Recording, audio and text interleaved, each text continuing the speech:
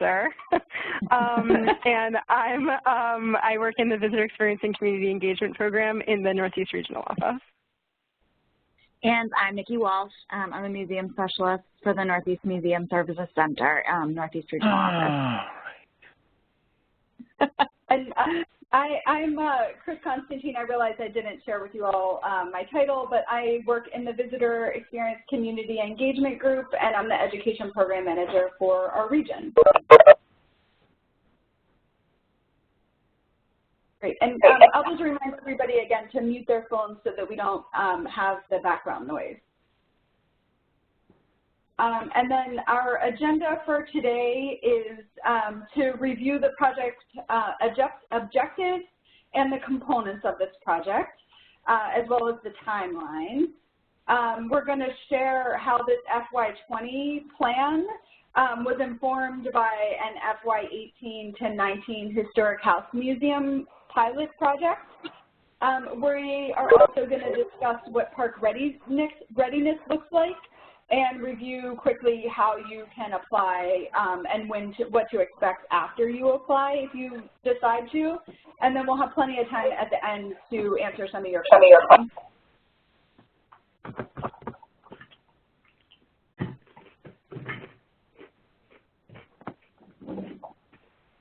And then I think we'll move into just a quick understanding of who is here on the phone today. Do you want to take that one, April? Oh, sorry, I was still doing that one too. And so, sorry about that. I'm kind of toggling back and forth between two screens, which is always like a little funky. But for us, as the lead on this project, it's always helpful to know who's here. So in the chat, can you share with us where you're joining from? And if there's more than one person in the room with you, just please share everybody's name in there. And we would love to know what questions you're coming to today's session with, so we can make sure that we are touching on all of those and maybe adapt a few of our comments as we go throughout. So again, in the chat, can you let us know where you're joining from and what questions you're coming to today's sessions with? Awesome. Hi, Carrie. Welcome.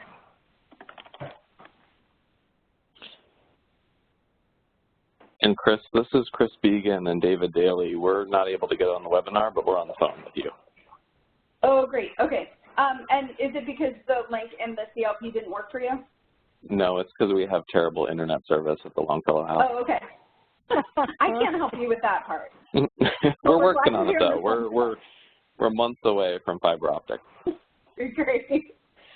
We're glad you're here still, and we're recording this session so you could check it out later, and then we can also share with you the slides, but that's probably not going to help you right in this very moment. Thank you. Yeah, glad you're here. Awesome. So Anna is wanting to make sure she knows more about the time commitment and the deliverables for this project. Great question. Welcome, Ethan from Richmond and Maggie Walker. Kelly Cobble from Adam. Welcome, glad you're here. Anyone have any questions that they're looking to make sure that they get answered today? You can put those in the chat. We'll be keeping an eye on the chat, and we'll also pause for a minute, and you can feel free to jump on the phone and share any questions that you may have.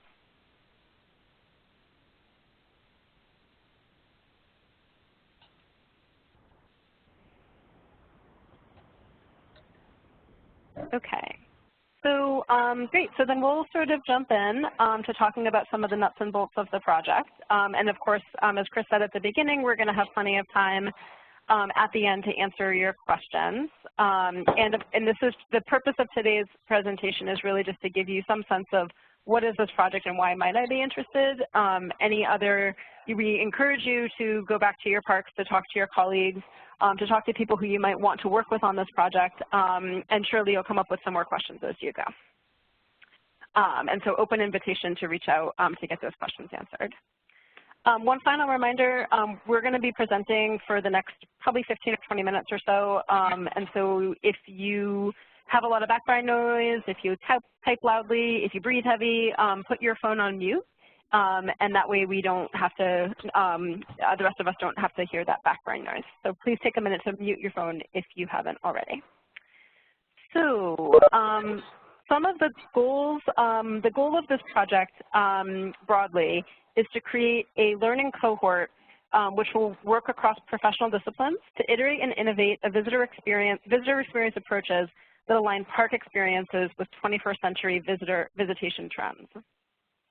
And specifically, one of the things that we're sort of thinking about in terms of, well, why would we be interested in aligning park experiences with 21st century visitor trends is the upcoming 250th commemoration efforts.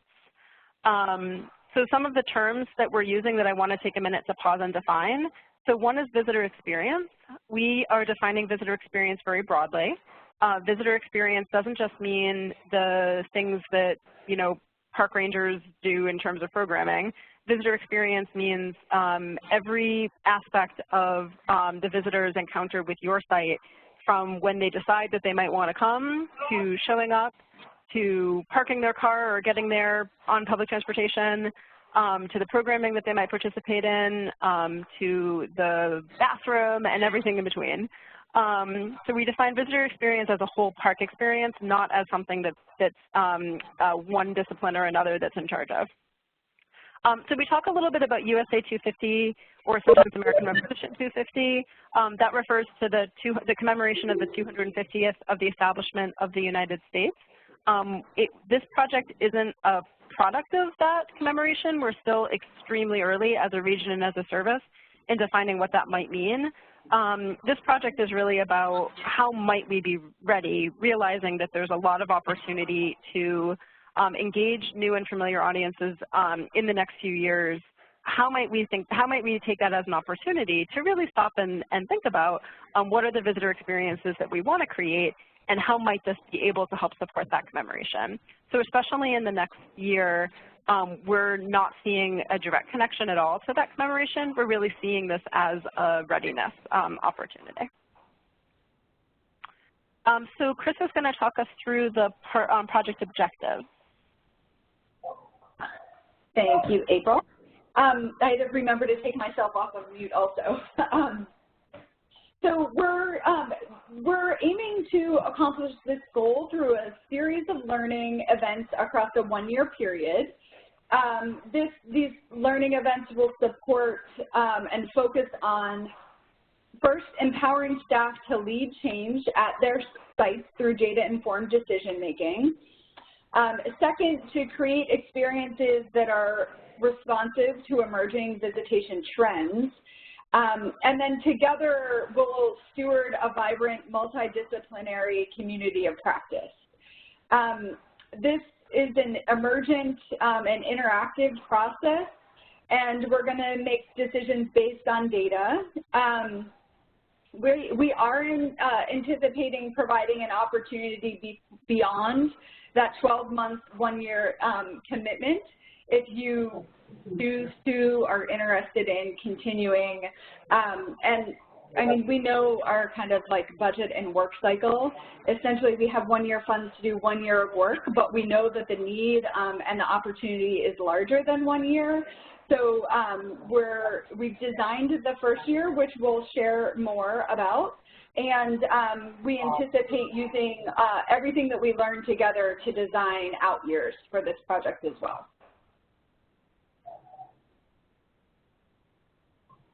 All right, this is Nikki, so you get a little bit familiar with my voice here. I'm going to talk a little bit about what we've done previously. So in the fall of 2017, 3 Northeast regional programs, the History Program, Northeast Museum Services, and Visitor Experience and Community Engagement teamed up and led a cohort-based pilot to support 4 Northeast regional sites. And the project goal was to reimagine the historic house visitor experience. From the fall of 2017 through spring of 2019, interdisciplinary teams from Edison, George Washington's birthplace, Saugus Ironworks, and Saratoga worked with the HHM, the Historic House Museum core planning team, which is me, Nikki, April, and Chris, to reach the following project goals. So some of our key findings with this pilot We had an outside evaluation that was conducted on the pilot, so we were able to learn a lot of information that we wouldn't have otherwise. And this information contributes to our approach in fiscal year 20. So some of these outcomes were communities of practice and peer learning are valuable tools. Park successes in the pilot can be tied to the strength of individual park goal setting and systems of accountability. The unintended outcomes and unplanned learning were some of the most valuable experiences for the participants. And overall, this project reflects a good return on investment. These key findings and participants' feedback inform the project components for the next iteration of this approach in fiscal year 20. And this is April. I'll just add quickly to that we are working on a formal final evaluation of our fiscal year 18 to 19 project. And we are hoping to have that available and presenting it out to the field broadly sometime in the next couple of months. So more information on that if that's also something of interest, especially if you're sort of a interested kind of bystander in this kind of work, not necessarily in a position to want to take a step into this work at this time, but just kind of interested in seeing what we're learning. There will be an opportunity to find out more about that as well. So then Chris is going to talk us through some of the project components, especially answering, hopefully, Anna's question about what some of the time commitments are. Yep. Yeah, so Nikki and I also mentioned that the Historic House Museum project informed the kind of program design for this new iteration. And so I know like Susan Rousseau is part of the Historic House Museum project, so you might see a couple new elements here which we think are pretty exciting. But for those of you that aren't familiar with the Historic House Museum project, there are a couple key components we have designed, and interdisciplinary teams at your park will participate in all the activities, and if you apply and then are selected, you'll be committing to all of the following. Travel to a 5-day workshop to explore visitation trends and applying data. This workshop is going to be February 10th through the 14th. The location is TBD, but we're going to wait till we figure out which sites are participating. Ideally, one of the parks participating will host this workshop. And just so you know, the travel will be paid by the benefiting account, so each park will pay for their own travel. Together, we'll all participate in 4 90-minute webinars that will help build relationships across parks and promote peer learning and peer feedback. So we'll stay connected together as a cohort after that face-to-face meeting. You'll also want to meet regularly with your park team to advance your park project. And then this is a new component this year, but we're really excited about the opportunity for participants to have 4 60-minute one-on-one professional coaching sessions for your team. And this professional coach will support you all in strategic planning and implementation of your project. And then Nikki, we have some more detail about that face-to-face workshop, and Nikki's going to kind of walk through what that week's going to look like together. Great. So the face-to-face workshop was definitely one of the favorite parts of the HHM pilot project. We're looking at February 10th through 14th, 2020. So we know you want to spend Valentine's Day with us, so here's your chance. The workshop will consist of community building across sites, visitor trends, data bootcamp by Colleen Dillenschneider and Jim Heckles of Impact. So those of you who are familiar with Colleen's blog, Know Your Own Bone, I know we have some big fans out in the audience here. We will also team action planning using a results-based accountability turn the curve process with Karen Finn. Team support through professional coach Delia Clark. Wow, that's tough. That's a no coffee this morning mistake right there. And then likely an off-site non-NPS site visit to be determined based on the workshop location. This past one, we went well, I shouldn't say we because I was home with a baby, but the rest of the group went to Mount Vernon, and it was really, really great for everyone who attended. Mm-hmm. And like I mentioned before, the week of February 10th is when this would happen. So the park team readiness is the criteria that we're going to talk about here, and this is how we're planning on making decisions about the park, is based on who's going to participate in the project, is based on who demonstrates readiness for the project. And so that doesn't mean that it's good or bad to be ready. It just means that you're ready to be ready. And one of the things that we're building this on is the evaluation of the work that we've done. We do have a couple of folks on the call today who participated in our pilot project, so I can talk through some of the readiness that we've identified and then maybe get some of their feedback from their experiences about what they feel like they would have wanted to know in terms of readiness when they got started, or at least make that invitation. So at the heart of this project is about questioning what we've always done at a site and imagining other possibilities, and then working as an interdisciplinary cohort, both within your park and with others across the region, to build energy for change, testing new and different visitor experience approaches, iterating, evaluating, trying, washing, rinsing, and repeating. Park teams that are most likely to have success participating in this project demonstrate an ability to incorporate the project into their day-to-day operations. So it doesn't feel like it's doing a ton of extra work, it's helping to clarify the work that you're doing. Parks that are successful can identify a team of 3 to 5 innovators with a diverse skill sets and different roles within the park. We find that you really need to have leadership across different aspects of the park, different divisions, and people really bringing different kinds of experiences together so that you have a diversity of experience and perspective as part of that brainstorming and building team. Everybody who might be interested in the project at the park doesn't necessarily need to be members of that core team. That core team at your site needs to be people who are really going to lead the work at your park and are committed to doing that and have the skills to be able to. Successful teams can align the work of the project with broader park priorities. So not just that they have the time day-to-day to be able to do it, but that this is helping to solve a problem that you've been working around for a while versus this is creating a new problem, which you might be excited about, but it's not a problem that's a high priority for you to solve. And finally, successful teams can make and implement decisions related to the project and can effectively manage up within the park. And that can take a lot of different forms.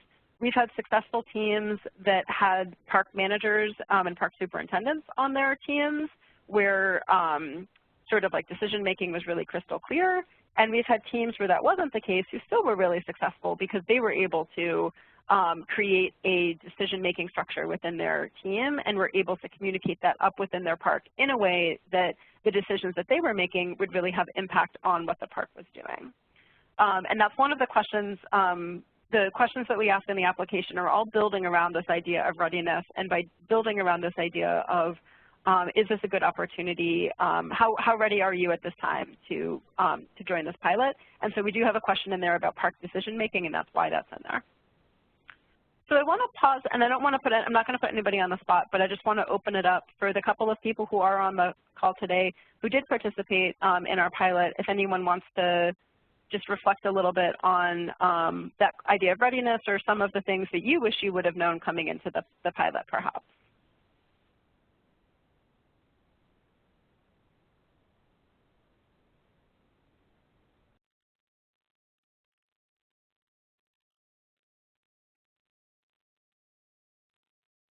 So no takers, and that's okay. Always an invitation, and never going to hold anybody feet to the fire to say that they need to jump out and talk to everybody. And you're also welcome to put any reflections in the chat as well. So finally, before we sort of open it up to just broader questions, Chris is going to talk you through how the application process works and what's next. Yeah, and if you have it handy, April, will you put a link to April or Nikki to the application form too while I'm talking, just so it's a little easier to get to. So we are asking everybody to apply by Friday, October 4th, so a little, just a couple weeks from now. I forget exactly how many questions are on the application, but it's a mix of short answer and then multiple choice, like radio button questions. And there is on the flyer and then on the CLP asset that is inviting folks to apply, you can see a PDF of all the questions, so you can kind of get an idea before you put together your application. We are asking, I think the strongest applications are ones where you all sit down and discuss with a potential team what your responses to the questions might be.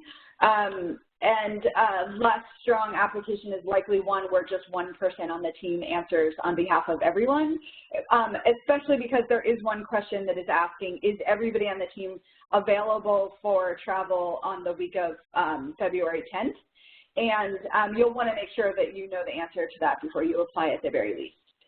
And I think it's important for you all to know what happens after that October 4th deadline. We're actively putting together an interdisciplinary team of reviewers that will review all the applications and recommend sites that are best suited to participate.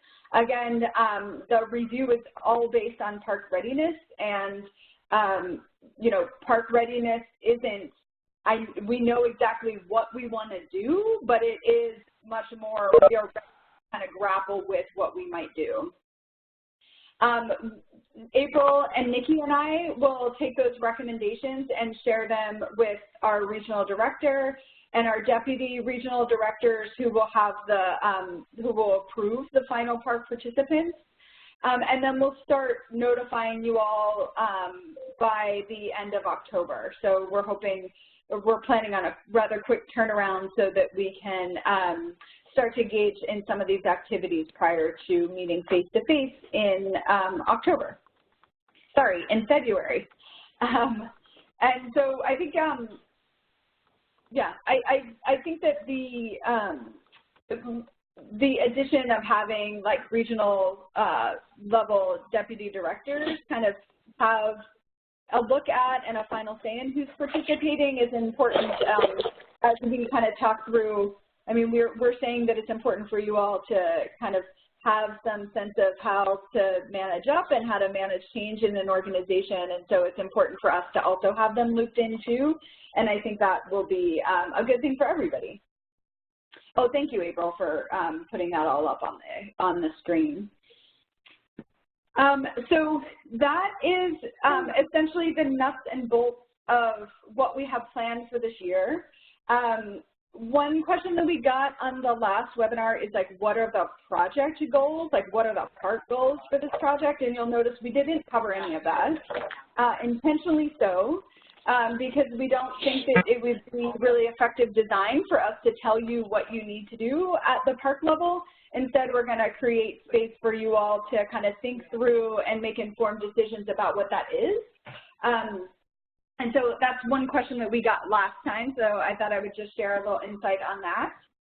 But I'm also curious, and I know April and Nikki are also curious of what other questions you all have about anything we shared today or anything that we didn't touch on that you're still curious about.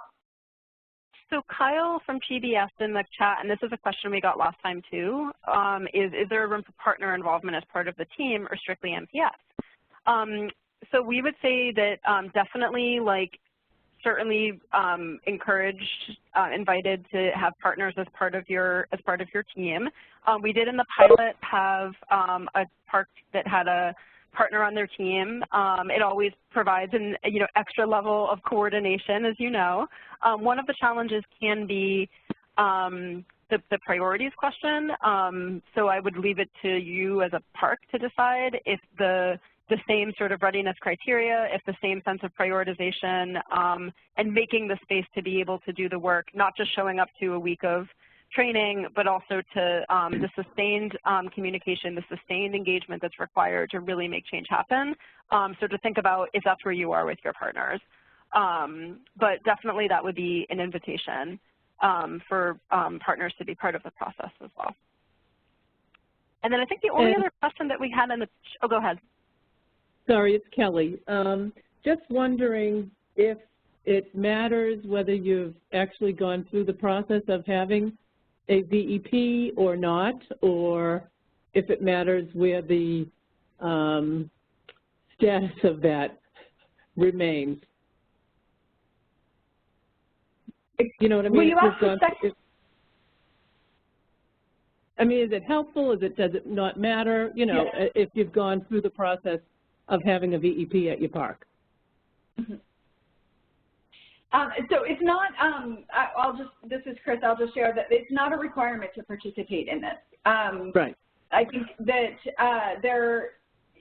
it is helpful if the park has some sense of the direction that they're going collectively as an organization, but the intent of this project is to help define that also.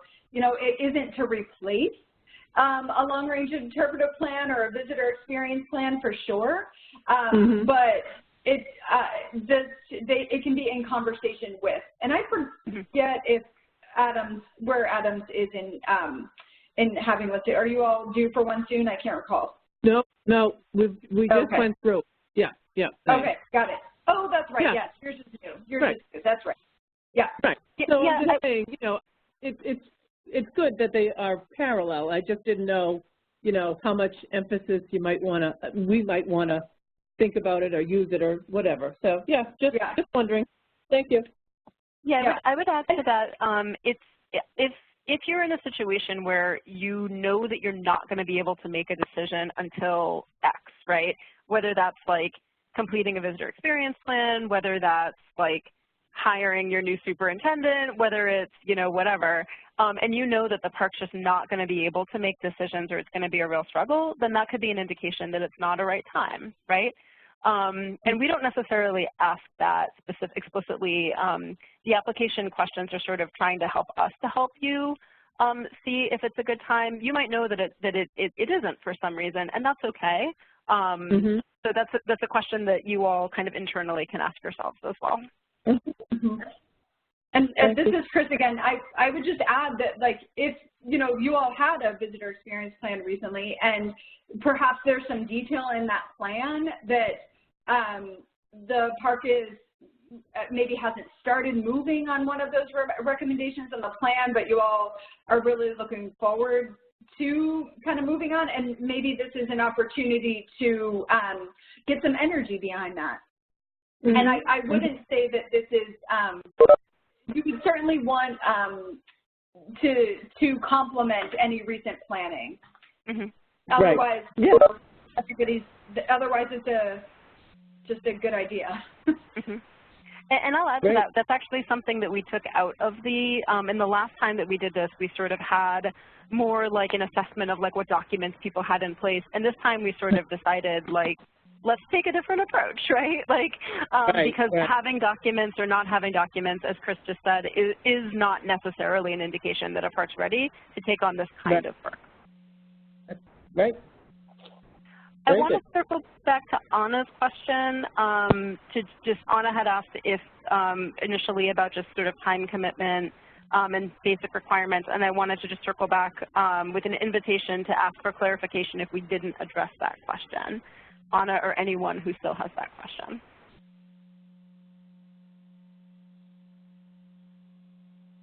Or otherwise to open it up for any other questions people have.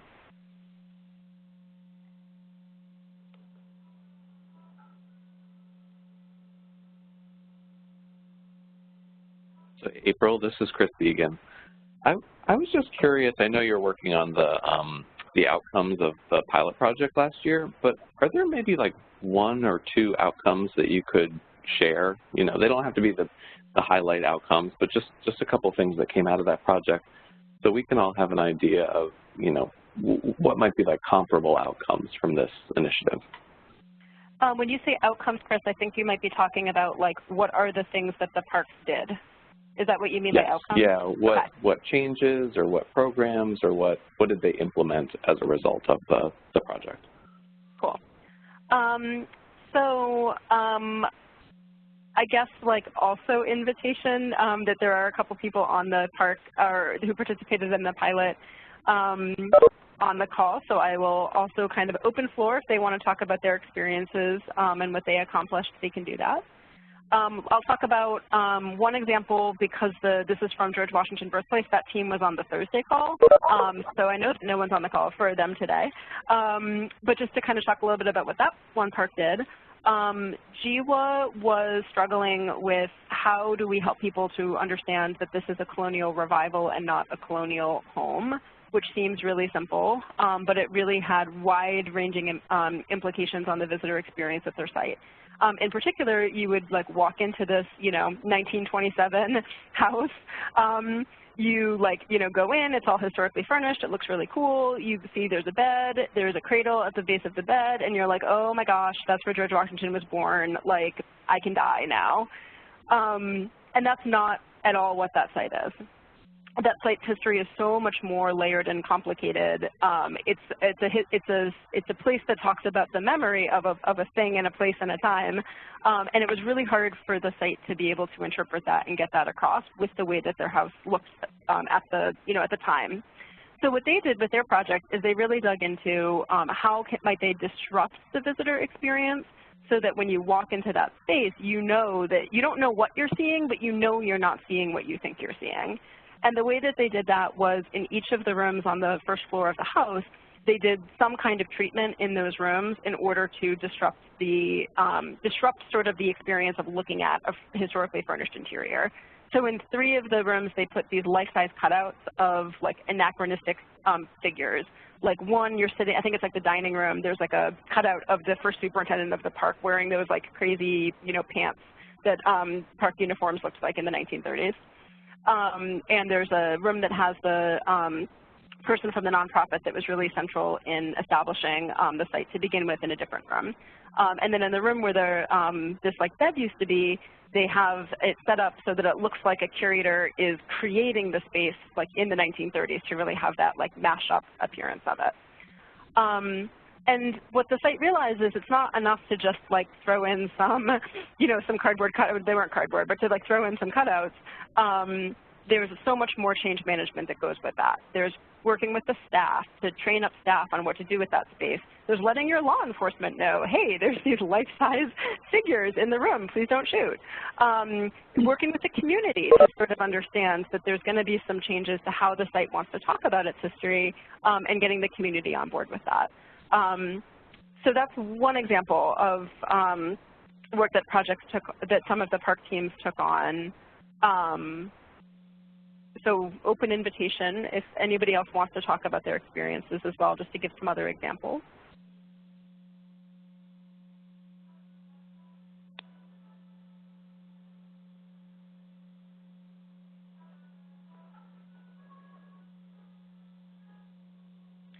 One of the things, just to kind of continue, one of the things that we learned through the pilot project is that it became less about developing a thing and more about developing a pathway.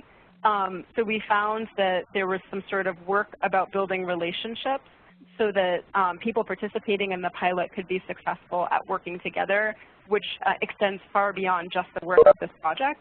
And that's one of the real impacts that we saw of the project and one of the findings that that Nikki had talked about earlier. And so we realized that it became more about process than product. So it is, and to some extent, it can be kind of hard to answer the question about like what was the actual thing, since in some cases it's hard to see. Susan from Saugus Ironworks, who was one of the team members there. Hi, Susan. Susan had a couple of comments in the chat. One about her experiences, and one about what she was with that park team worked on. So you can check that out in the chat.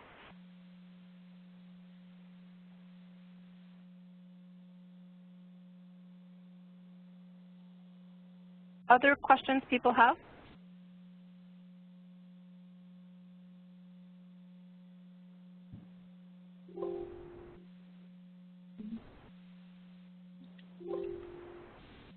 While you all are just kind of racking your brains seeing if you have any other questions, I'll just share that in the Historic House Museum project, the teams mostly consisted of, I think the most we had was 6 at one point, but then the project was over the course of 18 months, so some of that did shift.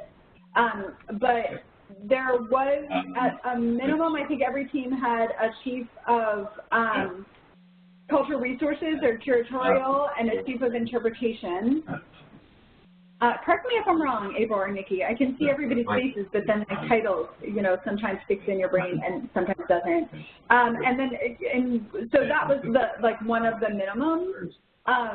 That was one thing that we saw consistent across all the sites. Sorry, I'm trying to mute whoever's talking in the background, but I can't find them on the chat. Oh, I got it. 1 second. Okay. So each of the teams had somebody from curatorial and somebody from interp. 2 of the 4 teams had a superintendent that was kind of identified in the cohort. One of them had a superintendent that was very involved, and one was kind of just a bit removed from it, which seemed to work for them. There were folks that were on the front lines of delivering public programming, and so they were part of helping to bring that kind of visitor perspective of what is the typical experience now and what might jazz visitors in the future with some changes. There was one site that had a partner that was involved and did come to one of the 2 face-to-face workshops for the last project. One group had maintenance involved, and then, you know, that person ended up retiring, but it was a really fascinating perspective to have from the beginning there. And that just gives you a sense of like what some of the makeup of the last iteration's teams were. That's not to imply that that is what makes a perfect team for this project, but just to give you a sense of kind of how folks put together that interdisciplinary team. And Susan, thank you so much for offering to just kind of talk with anybody that wanted to give you a call. Susan was part of the Saugus Ironworks team, is up in Massachusetts there, and you can feel free to have those offline conversations and share the good and the not so good about the project. We've been very open about that the entire time, and we learned some things too, and so I think that's all really valuable. It's really all about learning and iterating and pivoting together to improve the visitor experience, to improve how we work together across our disciplines to create a visitor experience and be the steward of these places. So I'll just open it up again to see what other questions might be out there.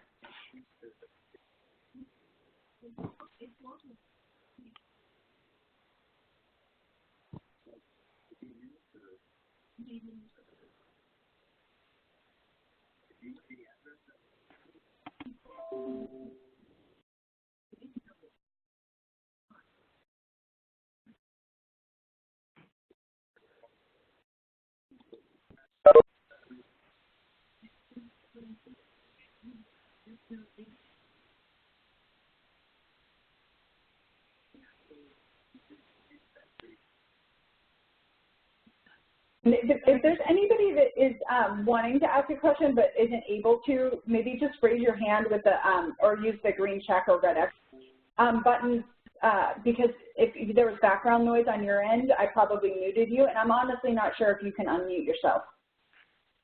So I'll just scan the participant list to make sure that we're not missing anybody that wants to say something but can't. And you can also type into the chat box if anybody has any questions. Anyone have anything that they're kind of not sure about? Like, it's not a question, it's like a, I'm not sure about X, and it's helpful to, you know, talk that through it all. You can also feel free to say that. As Chris said, we're this is a radically honest group, and we always, you know, are open with the fact that this is something that might not be for everybody, might not be a right fit for everybody, and want to make sure that if you're, you know, wanting some feedback on a thought you have, that that's also invited.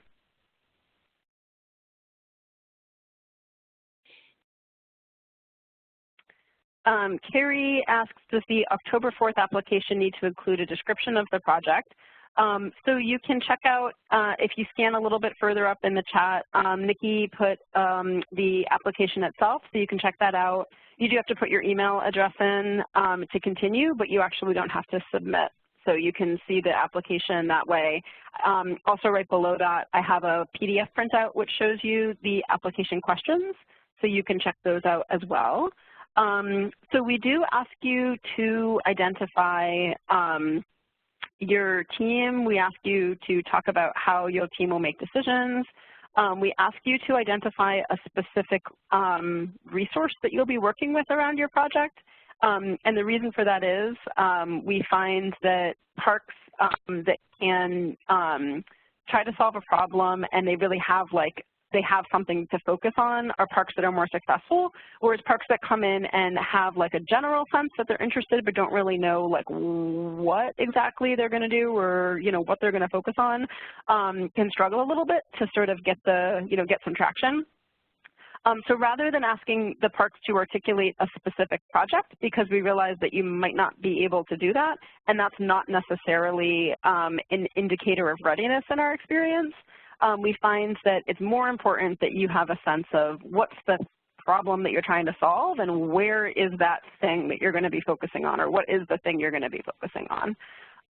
So a park team that really has that cohesive sense of this is what we're trying to do, at least where we're trying to do it, are the parks that are more successful.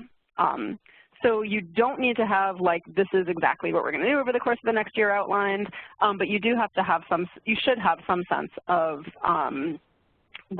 where you want to sort of focus your energies and who's going to be part of that team. And I don't know if we said this already, but we're sort of asking questions to sort of find the parks that are going to be really, really ready and teed up and successful to do this. Some parks might be not at all ready, in which case we might not recommend that you do the project. And some parks might be somewhere in the middle. And then it's sort of like a dance of, and that's one of the reasons why we're going to be incorporating the deputy regional directors in decision-making about what teams will participate in the project, is also to get their feedback on who's showing up and interested and also might really benefit from this. So it's okay if you sort of recognize that, you're taking a step where you want to go, but you need a little bit of a help to kind of take the next step. That doesn't necessarily mean that a park team wouldn't be in a position to participate. Recognizing that we have limited capacity, right? So depending on if 30 parks show up and say I'm interested, we might not be able to find a room big enough to fit everybody. Mm-hmm. And you'll notice in the application that we use questions like anticipate, might. I'm trying to think of some of the other ones that are more open-ended, right? Because the point isn't to for you all to have everything thought out from the beginning, but instead start to put some structure around the thinking of what you might do and where your kind of starting point is.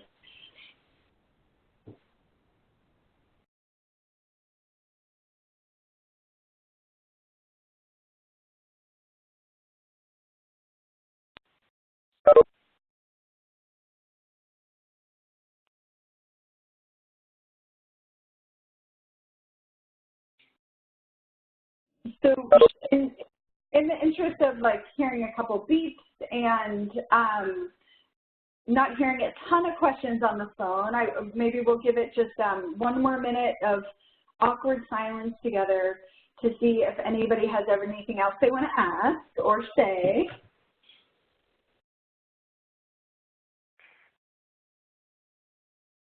And then I'm going to kind of interrupt the awkward silence for a second to say there were a few folks that joined after we got started, and we might not know who you are. So if you would take a second, if you haven't already, before you leave, to just put in the chat who you are, where you're joining from, if anyone else is with you, that would be great.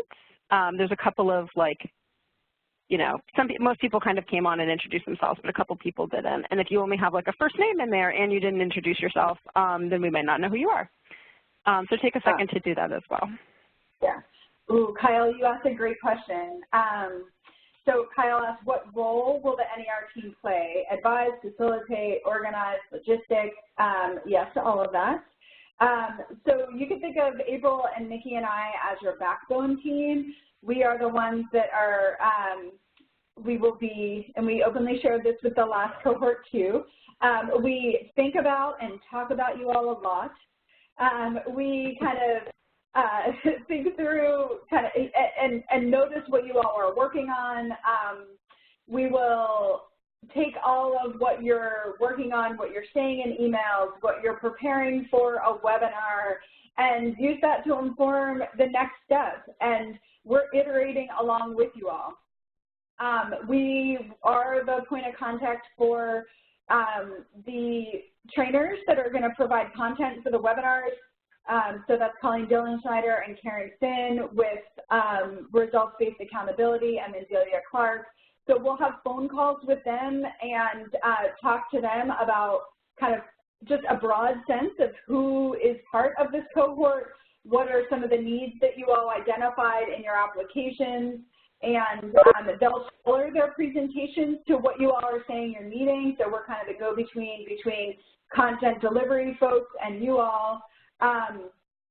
We are also, the ones that will organize logistics of, working with the host park to make sure that we have a place to meet and all of that good stuff, organizing an offsite visit, creating the WebEx link so that you all can join and join the kind of time between online gatherings, all of that. We're really your backbone teams, and that will free you all up to kind of work on your teams, and we're also to work on advancing the project at your site. Back on, I don't remember what slide it is, but there were a couple different bubbles that kind of gave an overview of the components of the project. I guess I don't think it's changing on your screen, but it's slide 10 if you want to put it up, April. So what we won't be doing is joining your regular park team meetings. We'll leave that to you all to get on your calendars and prioritize the conversations and identify action items, those kind of things. But we will be doing, yes, and we won't be joining the consultation with the professional coach meetings. You'll work with Delia to schedule those at the best time for everybody on your park teams. But we will be kind of weeding together all the other pieces and providing you as much support as we can to help you all be successful in this first year. And then we'll take all of that information and help, and all of the information and all of the kind of feedback that you have, the pace at which you move through kind of your team's forming, norming, and performing, we'll use all of that information to design the next iteration, which means that April, Nikki, and I have to put together budget proposals and compete for funding and get facilitators lined up. So this is a significant piece of our workload at the regional level, and based on what we learned and what we really enjoyed doing with the Historic House Museum, we're really happy to do it and excited to be part of the next iteration of this project and this effort. I personally find that participating in communities of practice where we're coming together to learn across the organization to be some of the most valuable pieces of my work. Whether I'm participating in a community of practice or helping to lead a community of practice, I find it really rewarding. I think we all know that it can be pretty, we're all geographically dispersed in our organization, and it can be hard to work in a networked way, but there's a lot of research that says that that's how a lot of information moves and ideas evolve and change, and where innovation happens. So creating a community of practice and helping you all sustain that is really valuable work. And I don't know, Nikki or April, if there's anything you want to add about the role that our team will play, or kind of what excites you about this work? Yeah, I guess kind of building on the idea that, we had talked a little bit about there were some unintended consequences, positive consequences for the park teams. And I'd say for me, one of the positive unintended consequences is it just helps to make a stronger relationship between Park and the subject matter experts in the regional programs. That's definitely like one of our kind of underlying hopes, is that our phone starts ringing more for things that have nothing to do with this project. And that was definitely true for me in the, you know, I got a lot of phone calls from people who were participating in the project on things that had nothing to do with the project at all, right? But it just makes those connections, and I think that just makes, you know, I think it makes for a stronger, region. So I do love it. I don't just broadly, I don't get enough phone calls from people in the region who are looking for just to bounce an idea off, who got a question. Yeah, open invitation, whether this is something that's a good opportunity for you or not. If you walk away with nothing else, know that your regional office is here to support you. Yeah, this is Nikki. I'm just going to chime in as like the cultural resources representative of the core team over here. I started out in INTERP, and then I've spent the majority of my time in cultural resources, and I love seeing the two come together and like really flourish. So that's been one of the biggest benefits of me being on the core team, and I really like connecting the different divisions together. It was great having maintenance. I would love to see other groups bring other divisions to the table, and it's been really beneficial for me, and I love collaborating with Chris and April on this project. This is kind of a slightly different response to that, but I just wanted to highlight one thing that Susan said, and just talking about her experience, is that it's a commitment, right? Like, it's not just you show up, you know, it's on and off. It's when Chris and Nikki and I are around and when we're not. Like, it's a lot of kind of like circling up with your team and talking and planning and thinking and struggling sometimes. And it is a commitment, and successful teams really are committed to that sort of difficult work of community building, of kind of storming and forming, as Chris said. So I do think that's a helpful thing to call out from the comments.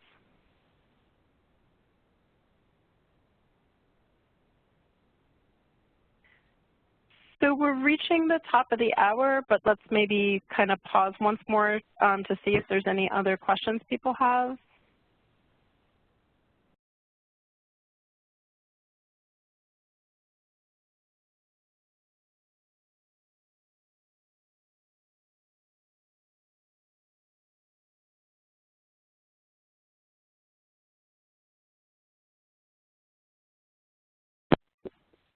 So I think that's kind of a good signal to wrap us up. So thanks everyone for joining today. As I said earlier, as we said earlier, open invitation. If you have further questions that come up, if you're not sure about something and you just want to kind of talk it through, feel free to reach out to Chris, Nikki, or I. Application deadline is October 4th. So take a minute to mark that on your calendar and get your application in by then if you're interested. And looking forward to opportunities to work together on this or other opportunities in the future with all of you. Yeah, thanks for joining, everyone. I hope you have a great week. Great rest of your Monday, too. Thank you. Take care, everyone. Thank you. Thank you.